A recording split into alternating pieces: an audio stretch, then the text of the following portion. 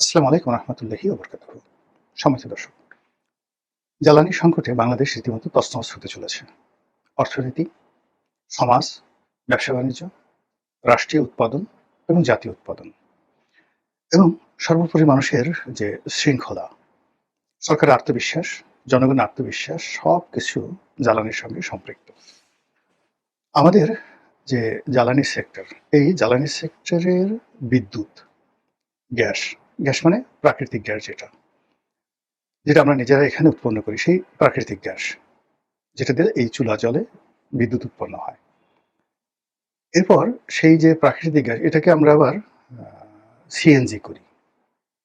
CNG করে সেই CNG গুলো যে ফিলিং স্টেশন রয়েছে তার মাধ্যমে আমরা বিভিন্ন সিলিন্ডারে আমরা সেই সিএনজি সরবরাহ করি। এটাকে আবার আওয়ামী লীগ সরকার সেই জ্বালানির যে অর্থাৎ বিদ্যুৎ, তেল, গ্যাস এটার আবার আরেকটা জিনিস তারা শুরু করেছে, সেটা হলো এলএনজি। এলএনজির বাইরে আবার আরেকটা রয়েছে, সেটা হলো এলপিজি। এলপিজি এবং এলএনজি এই দুটো আওয়ামী লীগ সরকার নতুন আমাদের যে জ্বালানির যে ডাইভার্সিফিকেশন, সেই ডাইভার্সিফিকেশনে তারা বিকল্প হিসেবে এই দুটো সেক্টরকে তারা অন্তর্ভুক্ত করেছে।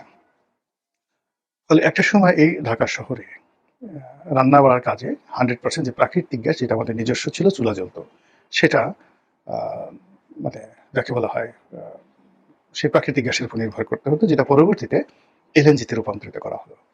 আর আমরা যে পেট্রোল, ডিজেল, অকটেন এগুলোর মাধ্যমে যে গাড়িগুলো চালাতাম, সেখানে আমরা ওই সিএনজি আমরা রূপান্তর করলাম।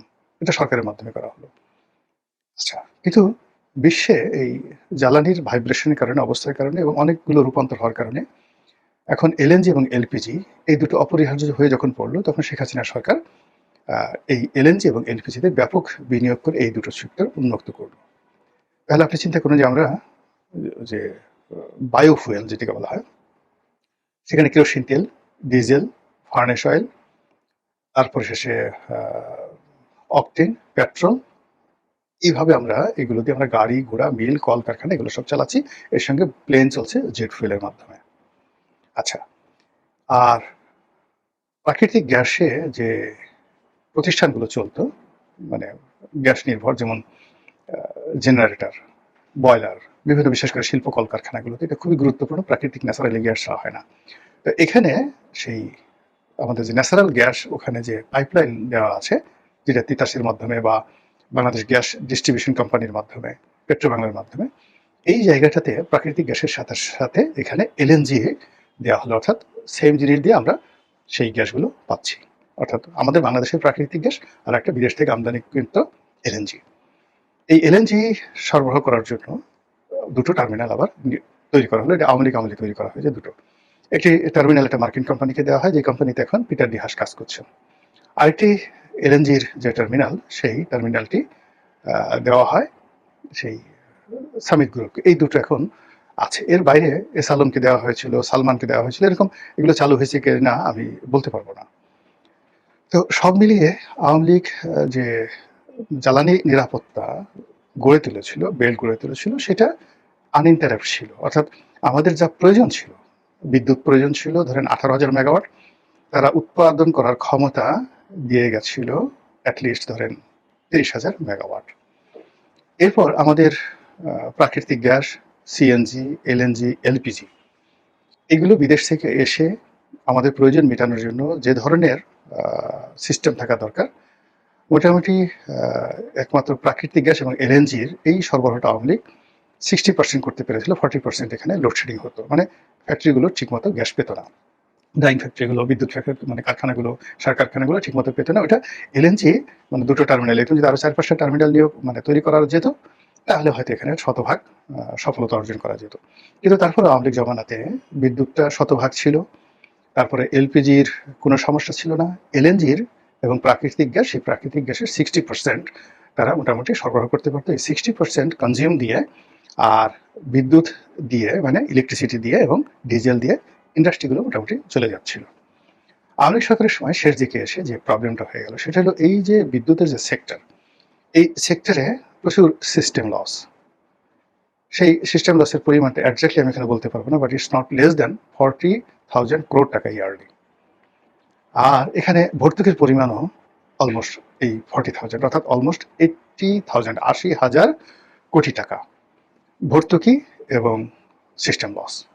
এখন সেই ভর্তুকিটা প্রথমত যারা বিদ্যুৎ উৎপন্ন করছে, এলএনজি সরবরাহ করছে, তাদের সাথে পেট্রোবাংলার চুক্তি, পেট্রোবাংলার সঙ্গে পিডিবির চুক্তি, পিডিবির সঙ্গে পল্লী বিদ্যুতের চুক্তি, আবার গ্রাহক পর্যায় থেকে সেগুলো কালেকশন করার পর সেগুলো আবার ভ্যাট হিসেবে সরকারকে পেমেন্ট করা, ট্যাক্স হিসেবে কাস্টমসকে পেমেন্ট করা, এই সব কিছু একটা চক্রের মধ্যে দেখা গেল 80,000 কোটি টাকা বের হয়ে যেত। অর্থাৎ জনগণ দিত, কিন্তু জনগণ দেওয়ার পরে এই 80,000 কোটি টাকা সামহাউ চুরি চামারি এখানে হয়ে যাচ্ছিল। তো এই চুরি চামারির সাথে সাথে আবার যেটা ছিল, এই মানে প্রতিষ্ঠানগুলো তৈরি করার জন্য বিশাল বিনিয়োগ, সরকারি বিনিয়োগ, বেসরকারি বিনিয়োগ এবং তার সাথে ব্যাংকগুলো তৈরি করেছে। ফলে এই পুরো জ্বালানি সেক্টরে আওয়ামী লীগ জমানাতে একটা হিউজ প্রবলেম তৈরি হয়েছিল এবং সেই প্রবলেমের কারণে সরকারের শেষ সময়টাতে এসে দেখা গেল যে বৈদেশিক ঋণ আমদানি, এলসি করা এবং ব্যাংকিং প্রবলেমের কারণে এমন অবস্থা হয়ে গেল যে সোনালী ব্যাংক, জনতা ব্যাংক, অগ্রণী ব্যাংক, পেট্রোবাংলার কোনো এলসি, ডিজেল, ফুয়েল এগুলো আমদানি করার জন্য তারা এলসি খুলতে পারছে না, সরকার টাকা দিতে পারছে না। আবার সরকার বাংলাদেশ ব্যাংক থেকে গ্যারান্টি দেওয়ার পরেও বিদেশের যে ব্যাংকগুলো, সেটা বাংলাদেশের এই ব্যাংকগুলোর এলসি তারা নিত না। এখানে 1% standard chartered bank, city bank এনে এদের মাধ্যমে সেই গ্যারান্টি দিতে হতো, থার্ড পার্টি গ্যারান্টি দিতে হতো। ফলে ওই সময়টিতে সক্ষমতা 30,000 মেগাওয়াটের সক্ষমতা থাকা সত্ত্বেও সরকার প্রায় 2,000 মেগাওয়াট সেই যাকে বলা হয় লোডশেডিং করতে বাধ্য হয়েছিল। এবং নসরুল হামিদ বিপু তখন মন্ত্রী ছিলেন, তখন তিনি বলেছিলেন যে এটা সাময়িক, বিকজ আমরা এখন এলসি করতে পারছি না, বিদ্যুতের জন্য পর্যাপ্ত আমরা জ্বালানি আনতে পারছি না, না পারার কারণে অনেকগুলো মানে আমাদের যে প্রতিষ্ঠানকে বসিয়ে রাখতে হচ্ছে এবং বসিয়ে বসিয়ে আমাদেরকে দিতে হচ্ছে। ফলে 2-3 মাস ভীষণ রকম কিন্তু বিদ্যুতের সমস্যা হয়েছিল। কিন্তু সামহাও এই একই স্ট্রাকচারের মধ্যে থেকেও ডক্টর মোহাম্মদ ইউনূসের জমানাতে এই আওয়ামী লীগের যে স্ট্রাকচার, যা আমি বললাম, এটা তারা 1 মেগাওয়াট বাড়ায়নি, কমায় নাই, কোনো কিছু বন্ধ করেনি, কিন্তু টোটাল সিস্টেমটা কিন্তু তারা 18 মাস চালিয়ে নিয়েছিল। ফলে এই 18 মাসে আমরা কোনো পেট্রোল পাম্পে সিএনজির সমস্যা ছিল না, এলএনজির সমস্যা ছিল না, এলপিজির সমস্যা ছিল না, এমনকি ন্যাচারাল গ্যাসের সমস্যা ছিল না, বিদ্যুতের লোডশেডিং ছিল না। এটা ডক্টর মোহাম্মদ ইউনূসের জমানাতে হোয়াট এভার মেবি তারা কিন্তু সেটা চালিয়ে গেছে, প্রশংসার দাবিদার। আবার একইভাবে হাসিনা, শেখ হাসিনার জমানাতে 17 বছর এই সমস্যাগুলো ছিল, বাট তারা এগুলো ম্যানেজ করে ফেলছে। তো ম্যানেজ করার কারণে মানে জনগণ তৃপ্ত। কিভাবে এটা কি হলো, তারা এভাবে খুশি থেকে গালাগালি করতো যে এই শেখ হাসিনা এই অমুকরে ক্যাপটিভ পাওয়ার দিয়েছে, অমুকরে ওটা দিয়েছে, এখানে 1,000 কোটি টাকা ব্যবসা হয়েছে, এগুলো শুনতো আর গালাগালি করতো। কিন্তু ঘরে বিদ্যুৎ আসতেছে, গাড়িগুলো ঠিক মতো চলতেছে, ফ্যাক্টরি চলছে, ব্যবসা বাণিজ্য হচ্ছে, যার জন্য মানুষ সেই গালাগালির মধ্যেই সীমাবদ্ধ ছিল, কিন্তু বিক্ষুব্ধ ছিল না। কিন্তু তারেক রহমান সাহেবের সরকার আসার সঙ্গে সঙ্গে দেখা গেল যে ইউনূস সরকারের 18 মাসের ধারাবাহিকতা আর বিগত সরকারের 15 বছরের ধারাবাহিকতা, টোটাল 17 বছরের সবকিছু মানে গত 7 মাসে রীতিমতো মুখ থুবড়ে পড়েছে। এখন সরকার খোলামেলা আগের মতো বলছে না। পত্রপত্রিকাগুলো খোলামেলাভাবে আওয়ামী লীগ জমানাতে বা ইউনূসের জমানাতে যেভাবে রাষ্ট্রের অনেক গুরুত্বপূর্ণ বিষয় লিখতে পারত, কোন ব্যাংকের এলসির অবস্থা কি, কোন ব্যাংক এলসি করতে পারছে না, আন্তর্জাতিক কোন ব্যাংকগুলো আমাদের এলসি গ্রহণ করছে না, এই ধরনের কোনো খবর ইন ডিটেলস আমরা লোকাল কোনো পত্রপত্রিকার মাধ্যমে পাচ্ছি না। আর এই বিষয়গুলো মানে আন্তর্জাতিক মিডিয়াতেও ওইভাবে আসছে না। আর যেহেতু বিষয়গুলো অত্যন্ত টেকনিক্যাল, আমরা যারা এখানে কন্টেন্ট ক্রিয়েট করি, আমরা ইন ডিটেলস এই জিনিসগুলো এনে তারপরে সাংবাদিকদের মতো অনুসন্ধানী করে টু দি পয়েন্টে এইগুলো নিয়ে রিপোর্ট করব, ঠিক ওইরকম অবস্থা আমাদের দেশে আসলে কন্টেন্ট ক্রিয়েশনটা আমাদের দেশে এখন পর্যন্ত গড়ে ওঠেনি। ফলে পুরো বিদ্যুৎ এবং জ্বালানি সেক্টরে সত্যিকার অর্থে কি হচ্ছে, এখানে এখন ভর্তুকি কত দিতে হচ্ছে, এখানে প্রয়োজন কি পরিমাণ জ্বালানি প্রয়োজন, আমরা আনতে পারছি কি পরিমাণ, এটা কি আমাদের লোকাল টাকার অভাব, আমাদের নাকি আমরা আন্তর্জাতিক বাজারে জ্বালানি পাচ্ছি না, আমরা টাকার জন্য আনতে পারছি না, আমাদের কি এই বিদ্যুৎ সেক্টরে কি কত হাজার কোটি টাকা বকেয়া পড়েছে, পাবলিক এগুলো দিতে পারছে না, কোন কোন ইন্ডাস্ট্রিতে কত পাওনা আছে, ইন ডিটেলস একটা ক্লিয়ার পিকচার এবং আমাদের হাতে নেই, এবং সেই পিকচারগুলোর মধ্যে একটা ডট তৈরি করতে পারছি না, মানে একটা গ্রাফ তৈরি করতে পারছি না। ফলে আমরা জানি না, আমরা যেটা দেখতে পাচ্ছি সেটা হলো ঘন ঘন বিদ্যুৎ যাচ্ছে। আমরা যেটা দেখতে পাচ্ছি যে কয়েকদিন আগে ডিজেলের সমস্যা গেল, অকটেনের সমস্যা গেল, পেট্রোলের সমস্যা গেল, তারপরে এলএনজির সমস্যা গেল, এলপিজির সমস্যা গেল, এখন সবকিছুর সমস্যা। লোডশেডিং বিদারসে চলছে, এলপিজি টার্মিনাল একটা বন্ধ আছে, ফ্যাক্টরিগুলো গ্যাস পাচ্ছে না, সারাটা রাত মানে হাজার হাজার কর্মী নিয়ে কখন গ্যাস আসবে, মাল নিয়ে তখন ডাইং হবে, প্রিন্টিং হবে, বয়লার চলবে, স্টিম চলবে, টোটাল টেক্সটাইল সেক্টরটা বসে আছে এই সরকার আসার পর থেকেই। এবং শান্তিতে মানে এখানে যারা স্পিনিং মিল চালাচ্ছে, যারা ডাইং ফ্যাক্টরি চালাচ্ছেন, যারা কম্পোজিট টেক্সটাইল চালাচ্ছেন, যারা গার্মেন্টস ফ্যাক্টরিতে চালাচ্ছেন, বড় গার্মেন্টস ফ্যাক্টরি যাদেরকে স্টিম আয়রন লাগে, এবং এই ডুয়েল ফুয়েল দিয়ে যারা চালাতে পারছে না, ডিজেল যাদের নাই, কিংবা ডিজেল আছে, ডিজেল অনেক কস্টিং চলে যাচ্ছে, আবার সেই ডিজেলও তারা ঠিকমতো পাচ্ছেন না, ব্যাংক সাপোর্ট দিতে পারছে না, ইলেকট্রিসিটি সাপোর্ট দিতে পারছে না, ডিজেল পাওয়া যাচ্ছে না, সব মিলিয়ে একটা ফ্রাস্ট্রেশন, পুরো ব্যবসা বাণিজ্যে একটা ফ্রাস্ট্রেশন ছড়িয়ে পড়েছে। এর বাইরে যদি আপনি পরিবারগুলো ধরেন, এখন যে পরিবারগুলো গ্রামে থাকে, কেউ অসুস্থ, কেউ রুগী, কেউ হয়তো বৃদ্ধা, কেউ শিশু, নবজাতক, গ্রামাঞ্চলে হাসপাতাল আছে, ক্লিনিক আছে, প্যাথোলজি আছে, পুরো যে সিস্টেমটা আধুনিক সভ্যতায় গড়ে উঠছে, যেখানে বিদ্যুৎ ছাড়া আসলে কোনো কিছু কল্পনা করা যায় না। এখন এই লোডশেডিং এর কারণে প্রায় সব জায়গাতেই সমস্যা এবং সব জায়গাতেই হতাশা ছড়িয়ে পড়েছে, এবং ক্রমশ মানুষ বিক্ষুব্ধ হয়ে উঠছে।